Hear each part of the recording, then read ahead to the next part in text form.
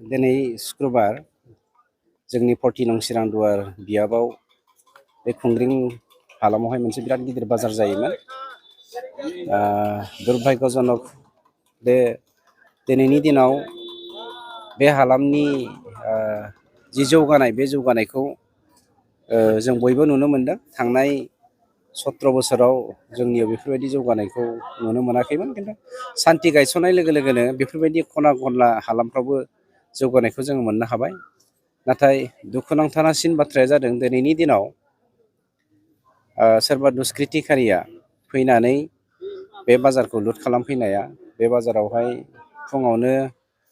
फुंनि 5 बाजि 15-20 मिनिट बा रिंगानि गेजेरावहाय जा दुष्कृतिकारिया दखानि सासेखौ लुट खालामनानै फैसा लाना थांबाय 2 लाख। बे जोंनि थाखाय खोब लाजिनांथाव बाथ्रा जादों। दाना खोन्थाया जादों जोंनि बर' समाजावहाय जौगानायखौ लुबैयो गोबां दंमारो, बेखौ दिनै जों प्रमान मोननो हादों।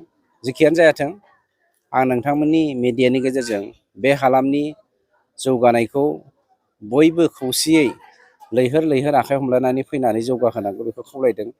दिनैनि समसिम जेरै नोंथांमोना बे हालामनि मानसिफ्रा जौगाहोदोंमोन, इयुनावबो जौगालांबाय थानायनि थाखाय खामानि मावनांगौ। आरो मिडियानि गेजेरजों बे मोनसे बाथ्राखौ स्पष्ट बुंबाय, बेसेबां गिदिर थाखोनि दुष्कृतिकारियानो जायाथों, खोब खम समनि गेजेरावनो बिसोरखौ जों पानिशमेन्ट होनाय जागोन।